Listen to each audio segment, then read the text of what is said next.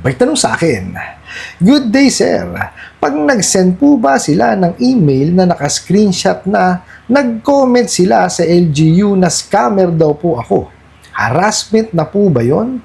Na-forward ko na po yung email sa CCIC." Alright, napakagandang mensahe po nito. Pero bago ho natin siya sagutin, imbitahan ko ho muna sana kayo na pakisuportahan po sana ang aking mga social media accounts sa YouTube, Facebook, and TikTok. Sa video po natin, alamin po natin kung paano po natin madidistinguish, or malalaman kung tayo po ay hinaharas nitong mga bugok at abusadong online lending apps na to. Pero bago ho yan, disclaimer po muna.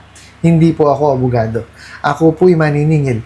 Lahat po na sinasabi natin sa ating mga videos based on my experience at syempre po sa ating pong pagsaliksik at pagtatanong sa mga kaibigan po nating abogado. At isa pa po, hindi ko po kinukusinte ang hindi pagbayad ng utang dahil ang utang ay responsibilidad at obligasyon na dapat po nating bayaran. Hindi po ako pabor ay dun sa maling pamamaraan ng pautang at maling pamamaraan ng paniningil. Sagutin po natin yung pinadala niyo pong mensahe. So sabi niyo nga po is, pag nag-send po ba sila ng email na naka-screenshot po, yung comment daw po sa LGU na scammer na daw po kayo. Harassment na po ba ito?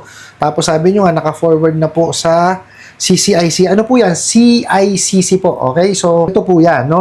Kasi po, ayon na rin lang po dun sa, sa mensahe na yan, nag-screenshot po sila na patunay na nag-comment sila dun sa LGU.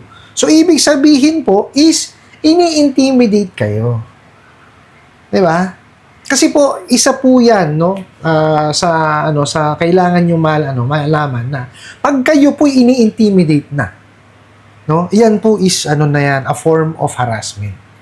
Okay? Kasi tingnan niyo ho kahit naman ho mag-comment 'yan sa LGU, kung hindi niyo naman ho nakita, 'di ba? Hindi ho kayo maapektuhan eh. 'Di po ba? The fact na ini-screenshot po nila yung kanilang comment dun sa LGU, yun po yung way nila para kayo ay iharas. Ini-intimidate ho talaga kayo niyan. Iniinis kayo, inaanoy ho kayo niyan mga yan. Okay? Yan ho yung pamamaraan nila para daw sila ay makapaningil kuno. Which is mali. Hindi ho ganyan ang tamang paniningil. Biruin nyo po, ang SEC mismo po ang naglabas po ng memorandum, yung Prohibition on Unfair Debt Collection Practices. Nakita nyo po, pinag-isipang maigi, inilista po ng SEC yung mga bawal. Etong mga bugok at abusadong online lending apps, ginawa? Diba? Kung alin yung mali, yun ang sinusunod, mga siraulo, diba? Ganyan ho kawawalang yaya mga yan. Lahat ho ng intimidation, lahat ho ng pananakot gagawin sa inyo yan. Yan po is a form of harassment. Okay? Kasi, tingnan nyo para lang mapatunayan, na nag-comment sila doon sa LGU, pinadala pa sa inyo through email. Di po ba? Kasi most of the time, hindi nyo naman makikita yun eh. Not unless po, mayroon kayong kakilala, na nakabasa po ng comment nila doon, well, siguro masasabi sa inyo. Pero kayo po, sa dami ng ginagawa natin araw-araw, I don't think na mapapansin pa natin yun. Tsaka sino naman makakakita pang ibang tao nun? Di po ba? Well, sige nandun na tayo, na kalimitan talaga sa atin at nasa kultura natin yan na talaga tayo kumbaga, nahihiya na mapulaan ng ibang tao.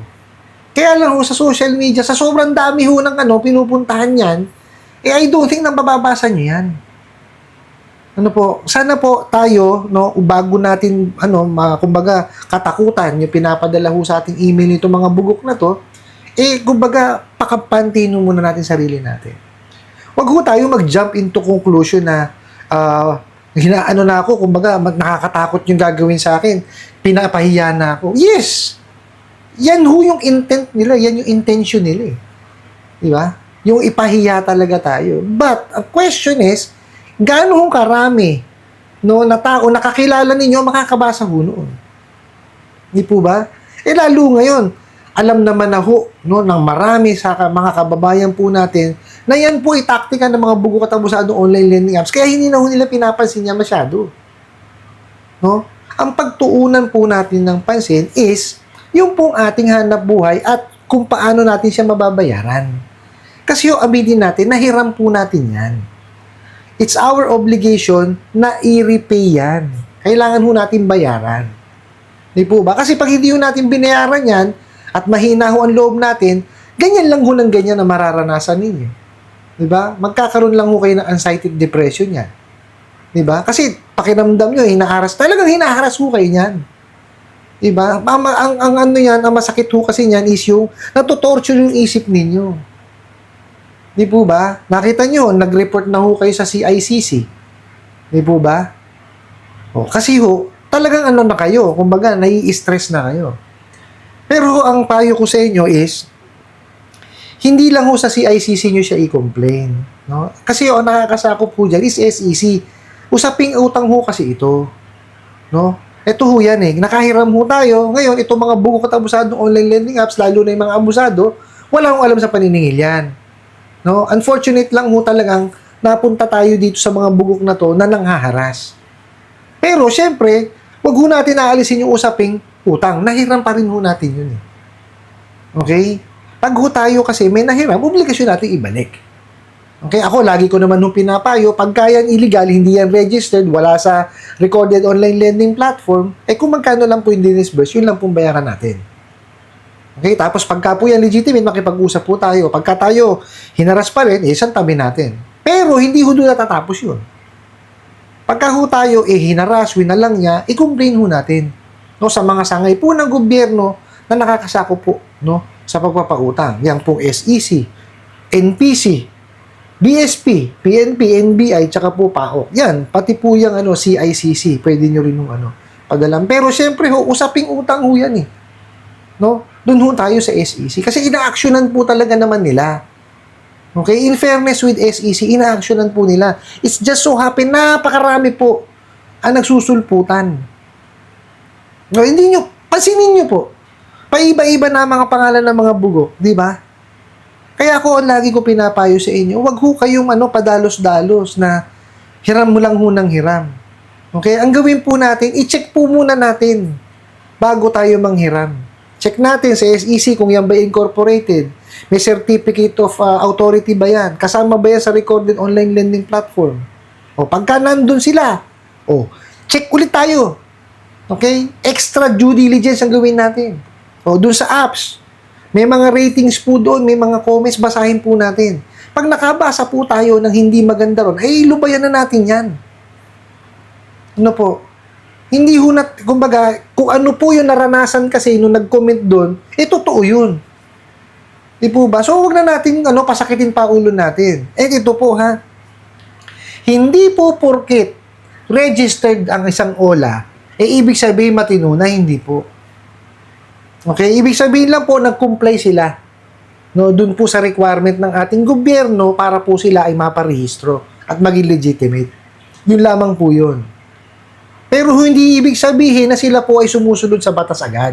Meron po mangilan-ngilan dyan na rehistrado sa SEC, may certificate of authority at kasama sa recorded online lending platform, pero bugok. Okay? Wala akong pinagkaiba yan na nakapasa ho kayo, meron kayong driver's license, di ba? Pero kayo nagbibiting the red light. Di ba? Pumapasok sa one way. Di po ba? Wala akong pinagkaiba dun yan. Okay? Kaya ho tayo doble ingat. Kasi po yung mga yan, wala akong sinasanto yung mga yan. Ang iniiwas ho natin is magkaroon kayo ng anxiety depression. Kaya sabi sa inyo, pakalmahin nyo po yung inyo munang kalooban. Kasi mahirap yan. Baka mamaya, isip kayo ng isip, baka mapunta kayo dun sa sa anxiety depression. Mahirap po yun. Habang buhay na sakit po yan. No? Ulitin ko po dun sa nagpadala ng katanungan na ito po. Totoo po yan. Harassment po yan. Kasi ini-intimidate kayo eh. Pero wag ko kayo mapa-apekto. Pagtuunan nyo po ng pansin yung inyong hanap buhay at syempre, kung paano nyo po mababayaran yung inyo pong nahiram. Ano po? I hope nasagot ko po itong katanungan na to at sana po yung makatulong. Maraming salamat po sa inyong walang sawang pagsuporta at panonood sa aking mga video. Maraming salamat po sa inyong pag-like, pag-share, pag-comment at pagtatanong. And kunin ko na rin po itong opportunity na to na imbitahan po sana kayo na pakisuportahan po sana ang aking mga social media accounts sa YouTube, Facebook, and TikTok. Hanggang sa muli po, yun lang!